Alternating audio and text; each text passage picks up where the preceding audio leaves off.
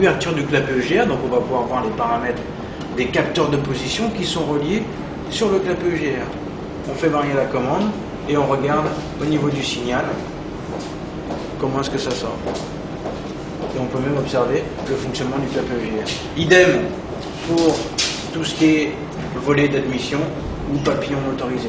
On va pouvoir faire varier le RCO qui s'applique sur le papillon motorisé et regarder en sortie le signal.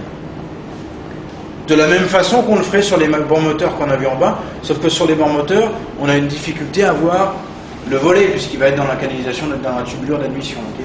Ici, on va pouvoir voir l'évolution du volet et faire varier nous-mêmes en fait les paramètres pour voir comment se comporte le moteur.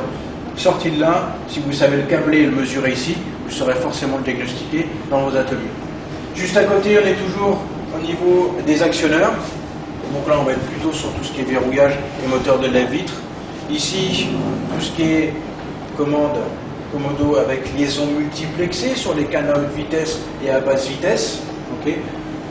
Capteur d'enjeu de volant, la demande au niveau de l'éclairage ou de l'essuyage va passer par un réseau multiplexé.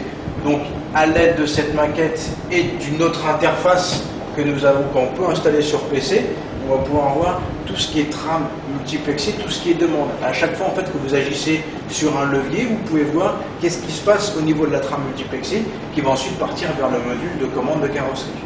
Okay.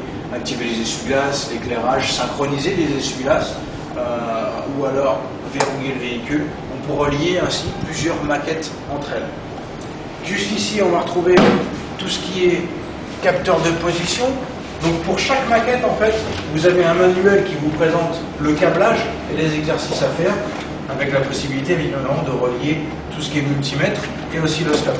Donc là, on va avoir tout ce qui est capteur de position d'assiette du véhicule. Vous l'avez vu tout à l'heure sur la maquette qui est en bas, au niveau de l'éclairage des phares. Donc on va pouvoir faire varier l'assiette du véhicule. Évidemment, on va venir alimenter la maquette, alimenter les capteurs, appliquer des masses et regarder au niveau des signaux de sortie à l'oscilloscope comment se comporte le capteur en fonction de l'assiette du véhicule. Donc capteur de position d'assiette, capteur de position angulaire, entre autres pédale d'accélérateur. On retrouvera cette technologie-là aussi sur d'autres capteurs. Les capteurs de position de clapet EGR ou papillon d'admission, entre autres, peuvent être équipés de cette technologie-là. Ou encore simple contacteur de pédale de frein ou de pédale d'embrayage. Avec l'alimentation stabilisée. Là encore, à l'aide de cette petite alimentation, en fait, on peut faire varier les tensions d'alimentation qui vont varier de 0 à 28 volts avec la possibilité d'avoir un affinage ici au niveau de la tension de sortie, d'ajuster plus ou moins 1 volt. Donc si on veut mettre du 12 volts, du 15 volts, ou du 24 volts, ou du 6 volts, on peut tout à fait avec cette petite alimentation appliquer différentes tensions. Ce qui peut nous aider aussi, on peut très bien le brancher sur un véhicule pour faire varier un paramètre en appliquant diverses tensions en entrée du calculateur. D'accord ? Juste à côté là-bas, vous avez une maquette qui vous présente tout ce qui est actionneur du type moteur pas à pas. Donc on va avoir ici toutes les générations de moteurs pas à pas, avec là encore son manuel et l'alimentation. Et vous pouvez voir les différentes applications des moteurs pas à pas, que ce soit du 4 fils, du 5 fils ou du 6 fils, avec inversion de polarité ou commutation de masse. Vous voyez ici les bobinages des noyaux statoriques des moteurs pas à pas. Donc ça, c'est ce qu'on va trouver par exemple sur les électrovannes, enfin peut-être sur plus électrovannes, là on va parler plutôt de moteurs pas à pas, mais pour réguler le ralenti du moteur ou activer le papillon. Ici, tout ce qui est moteur pas à pas qu'on va utiliser dans les circuits de climatisation, pour les volets de recirculation, les volets de mixage d'air. Donc c'est cette technologie-là qu'on va utiliser. Donc on peut tout à fait faire des contrôles basiques de résistance, entre autres, ou alors venir commander le moteur pas à pas et regarder le déplacement de chaque moteur, en inversant les polarités, en commutant les masses de chacun des moteurs pas à pas. Ok ? Et juste là, vous avez encore une maquette qui va vous présenter tout ce qui est réseau multiplexé. Donc là encore, toujours avec son alimentation. Hop. vous avez la possibilité de faire varier plusieurs paramètres au niveau des commandes d'éclairage, commande d'essuie-glace, vitesse du véhicule, verrouillage, vitre électrique. Vous pouvez faire varier tous ces paramètres-là et en même temps, on va vérifier que ce soit câblé correctement. Voilà. Et en même temps, vous avez ici une petite acquisition qui va vous permettre de visualiser en fait toutes les communications multiplexées qui passent par les différents modules. C'est-à-dire, en quelque sorte, qu'est-ce qui se passe? Par exemple, lorsque je descends les vitres, vous avez ici des petites diodes qui vous indiquent la communication entre les modules et vous pouvez très bien vous aller voir ici, par exemple, les trames CAN, confort, carrosserie, high speed CAN. Ici, tout ce qui communique, là vous avez toutes les valeurs hexadécimales qui communiquent par le réseau CAN. Quand j'applique une demande, je ne sais pas si vous avez fait attention, hop, il y a des valeurs qui transitent, donc ça c'est tout ce qui est les demandes au niveau. Qu'est-ce qui se passe lorsque j'actionne mon bouton de lève-vitre?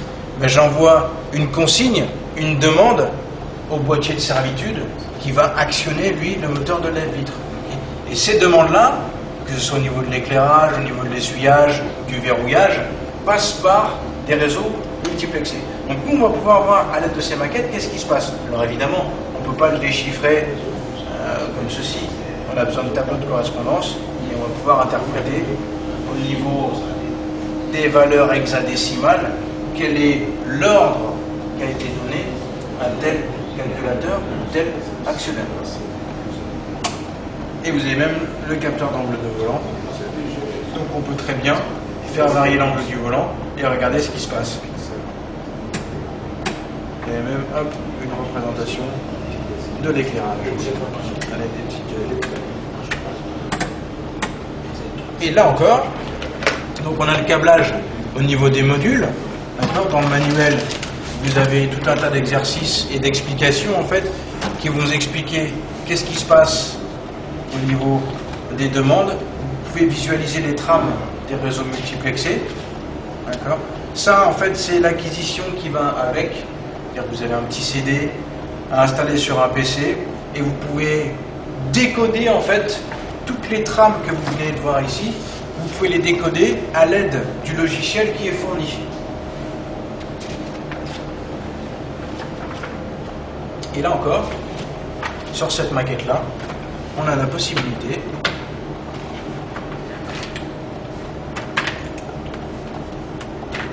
d'ouvrir le capot. Hop. Voilà.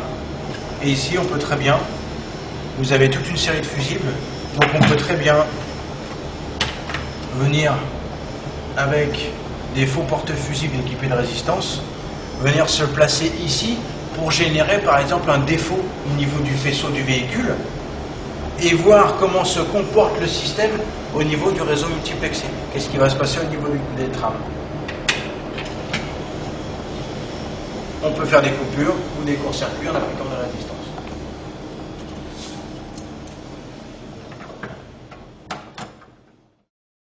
Encore une fois, je vous souhaite la bienvenue. Je suis Sylvain Rambois, secrétaire général de la société Chifa, qui est une service donc de cet atelier de formation. Je voudrais, avant toute chose, en mon nom personnel, au nom de tous mes collaborateurs de Chifa et aussi de notre partenaire GLFA, vous souhaiter la bienvenue pour cet atelier de formation en électricité électronique niveau 1. Je voudrais aussi vous donner, vous dire combien nous sommes heureux de vous recevoir, parce qu'aujourd'hui, la formation qualifiante automobile aujourd'hui est très importante et il y a une problématique au niveau donc, de cette formation pour que la formation que nous donnons puisse répondre au niveau d'employabilité des employés. Donc c'est pour ça que nous avons initié donc, une série de formations. C'est pour ça aussi que nous avons créé notre société pour répondre à un besoin pressant donc, dans le domaine automobile en Côte d'Ivoire. Donc si vous avez décidé d'être ici, vous avez fait le bon choix. Ce que je souhaite pour chacun d'entre vous, c'est que vous repartir ici, non pas comme vous êtes venu, mais avec beaucoup plus de choses en vous, qui puissent vous donner une valeur ajoutée et qui puissent vous permettre de développer vos talents et vos compétences dans votre entreprise. Je voudrais donc, au détour donc de cette petite intervention, vous charger individuellement de pouvoir saluer vos dirigeants, leur témoigner par votre biais notre reconnaissance pour la confiance qu'ils ont placée en notre structure pour pouvoir vous apporter des compétences nouvelles sur la formation automobile en Côte d'Ivoire. Alors, cette formation sera dispensée par Christophe Vandeva, qui est formateur international et qui est formateur au niveau du GNFA. GNFA est le groupement national de formation automobile, une entreprise française qui a plus de 30 ans d'expérience dans la formation automobile. C'est une structure qui a été créée spécialement pour la formation du secteur automobile. Dans le jargon, on dit c'est une structure de la branche. C'est-à-dire que ce sont les professionnels du secteur automobile qui ont créé cette société-là pour pouvoir définir la politique de formation donc des professionnels, afin que cette formation-là corresponde véritablement aux besoins donc, du milieu. Le GICFA, que j'ai l'honneur de représenter, est une société ivoirienne au capital de 60 millions de francs et qui s'est attaché les compétences du GNFA afin de répondre donc à la problématique de la formation automobile en Côte d'Ivoire. Au sein du GICFA, outre moi, Sylvain Mongois, il y a mon plus proche collaborateur, M. Daniel Arofasou, qui est mon conseiller, qui est conseiller de formation, vraiment au niveau de tout ce qui est formation, c'est le spécialiste mécanique, etc., qui a une forte expérience, je dirais, au niveau du contrôle technique en Côte d'Ivoire et en Europe. Il y a aussi M. Obo, qui a une expérience au niveau de la formation, qui est notre formateur maison. Il y a mademoiselle Inès Kwame, qui est notre assistante. C'est vraiment la personne sans qui on aurait du mal nous-mêmes à travailler, parce que c'est vraiment elle, je dirais, le chef d'orchestre derrière. Comme on dit en général, on dit derrière un grand homme, il y a une grande femme, mais nous on dit derrière un grand chef ou un petit chef, il y a une grande dame, mais qui est derrière, mais qui fait vraiment tout le boulot vraiment de coordination, etc. Et puis il y a notre jeune Guy Soumaro, elle qui vient aussi avec vous pour apprendre et tout ça, pour pouvoir nous soutenir. Il y a un collaborateur qui n'est pas là, qui s'appelle M. Axé, qui lui s'occupe de tout ce qui est logistique, etc. Donc nous avons une équipe réduite avec des formateurs, la spécialité, et pour l'occasion, nous faisons venir, comment je dirais, des spécialistes, des experts internationaux, pour que vous puissiez avoir vraiment le meilleur de la formation.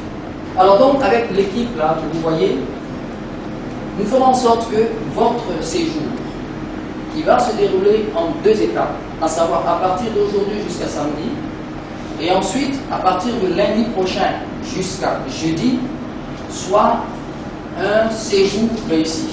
Un séjour réussi, je dirais, en matière de dispense de connaissances, en matière de dispense de talents et de compétences, un séjour réussi aussi en matière de confort.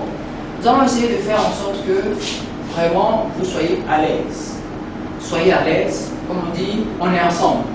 Donc que vraiment que personne ne se sente, je dirais, soit gêné, complexé, que sais-je. Vraiment, moi, ma formule, c'est que vraiment on se parle vraiment sans complexe, on se tutoie au demeurant, etc. Et vous posez vos problèmes. Le formateur spécialiste est là, qui a plus de 11 ans en matière de formation à l'international. Donc, ce n'est pas un jeune qui arrive, il connaît vraiment la matière et il aime, il est passionné. Et en plus, vous avez pu le constater, il est très simple, il est décomplexé, hein, donc il n'y a pas de souci. Vous lui poserez tous les problèmes techniques qui se présenteront à vous, et il se fera fort de vous aider, parce que la méthode, c'est qu'il va trouver la solution, il va vous aider, vous, à trouver la solution. Parce que c'est comme ça que vous apprendrez mieux. Alors, je veux vous dire que vous êtes des acteurs et non des spectateurs. Ce qui veut dire que ce que vous voulez devenir demain dépend de vous. C'est à vous d'enregistrer, de poser toutes les questions. Et tout ça pour pouvoir acquérir le maximum de bagages pour vous bonifier auprès de votre entreprise. Donc, participez. Ne restez pas là, spectateurs, vous êtes des acteurs. C'est vous qui allez dessiner votre futur à partir de ce que vous allez recevoir aujourd'hui.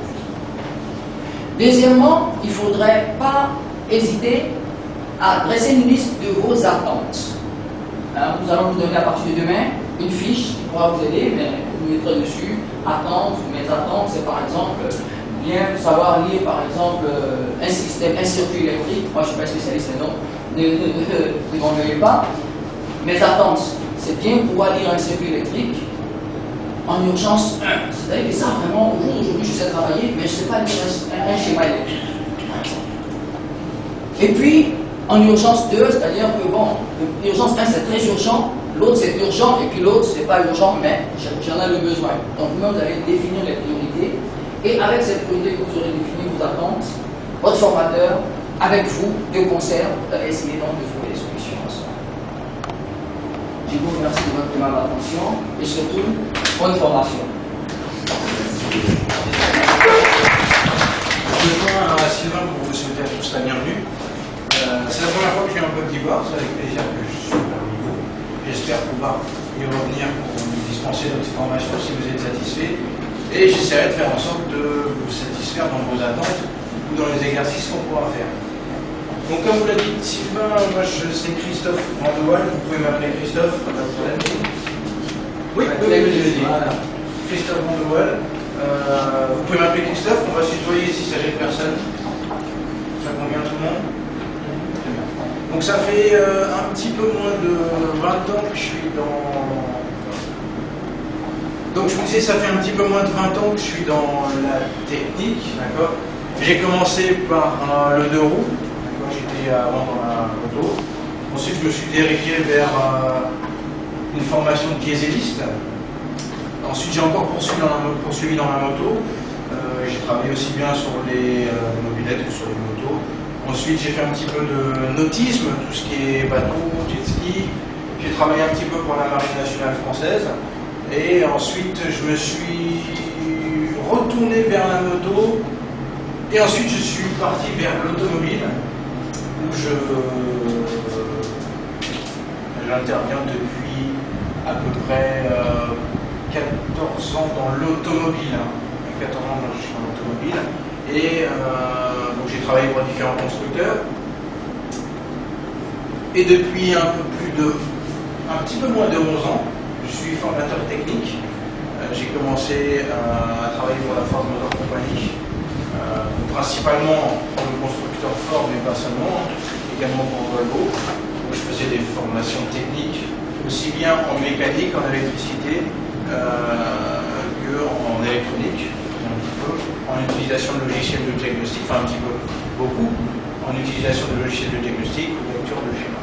Depuis un peu plus d'1 an, je suis maintenant au GNFA, où je m'occupe de la formation à l'international, c'est-à-dire que je me déplace un petit peu dans tous les pays pour faire des formations à la carte ou spécifiques pour différents constructeurs. Je travaille principalement pour le groupe Volkswagen et pour Mazda, mais je fais aussi des formations pour du multimarque, comme nous allons faire ensemble aujourd'hui. Est-ce que vous avez des questions? Vous êtes toujours bien installés? Ça va? Donc, cette formation, réussir vos mesures et vos contrôles sur circuit électrique automobile. Bon, ça veut dire beaucoup de choses, mais bien peu de choses. On va essayer de préciser un petit peu. On va poursuivre cette formation par tout ce qui est de la technologie des capteurs et des actionneurs comme vous avez pu le voir sur les maquettes qui sont là-bas. Mais avant d'attaquer dans le dur, comme on dit, sur tout ce qui est technologie des capteurs, on va commencer par les bases. C'est ce qu'on va faire cette semaine. Donc il n'y a pas à rougir, hein, on a tous des lacunes, moi y compris, je ne connais pas tout. Par contre, je peux me renseigner quand je ne sais pas. N'hésitez pas à me poser des questions, je vous répondrai tout de suite ou un petit peu plus tard. Et comme on ne sait pas tout, on va recommencer à la base. On va voir les bases de l'électricité, c'est-à-dire savoir utiliser un multimètre, le voltmètre, l'ampèremètre, l'ohmmètre, le diodemètre. Une fois que je maîtriserai ceci, je pourrai utiliser l'oscilloscope, on fera la semaine prochaine. Mais si je ne sais pas utiliser le multimètre, ça ne sert à rien d'aller utiliser un oscilloscope.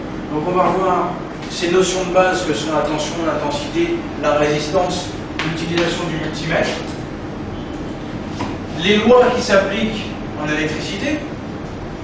Vous avez déjà entendu parler de la loi d'Ohm, la formule de puissance. On va revoir ces formules-là, mais surtout on va voir à quoi est-ce que ça peut me servir dans mon travail quotidien. Donc, comment est-ce que je peux appliquer ces formules-là pour faire mon diagnostic, mon contrôle. Et les règles qui s'appliquent dans les montages en série ou les montages parallèles. Donc on va retravailler tout ça. On fera des petits montages. On va faire des petits exercices. On verra selon comment se comporte le groupe pour aller vers certains exercices ou d'autres. Mais ce qui est sûr, aucun complexe, on va recommencer au début. Mais tout le monde sera à pied d'égalité pour pouvoir tous monter ensemble. Si jamais tout le monde maîtrise, on avancera un peu plus vite, mais on laissera personne de côté. On fera en sorte que tout le monde maîtrise tout ce qu'on a vu, afin de pouvoir enchaîner sur la technologie des capteurs, la technologie des directionneurs et les notions du multiplexage. D'accord ? Donc on va faire tout un tas de capteurs. On va faire des capteurs simples, des capteurs résistifs, on va faire des capteurs inductifs, des magnétorésistifs, des capteurs à FEO, les piézoélectriques, les piézorésistifs, les moteurs plein les directionneurs. Donc on va voir tout ça. Mais avant de voir tout ça, il faut non pas connaître, mais maîtriser toutes ces notions de base d'électricité. Donc je dois maîtriser la variation de la résistance, comment mesurer la résistance, qu'est-ce qui se passe si je branche comme ça. Je dois maîtriser la mesure à l'aide de mon multimètre. Je dois savoir faire la différence entre une tension et une intensité, et surtout comment savoir la mesurer. Okay, donc au vecteur complexe, on commence à 0. Si jamais vous maîtrisez tous déjà tout ça, vous dites, on avance plus vite. Ou alors à l'inverse, on avance moins vite. On avance moins vite, mais on avancera sûrement. Il faut que tout le monde puisse maîtriser ces notions de base. D'accord ? À n'importe quel moment, n'hésitez pas à m'interrompre s'il y a quelque chose que vous ne comprenez pas. Si vous voulez me poser une question, n'hésitez pas. N'oubliez pas qu'il vaut mieux avoir l'air bête 5 minutes que de rester bête toute sa vie. Donc autant poser la question, il ne faut pas avoir à rougir. Moi-même, je me pose beaucoup de questions, parfois qui me paraissent un peu bêtes, mais en fin de compte, il n'y a jamais de questions stupides. Ok ? On a tous droit à l'erreur, et c'est en se posant des questions et en se trompant qu'on va progresser. Cependant, je n'ai pas réponse à tout. Mais j'essaierai, dans la mesure du possible, de répondre à toutes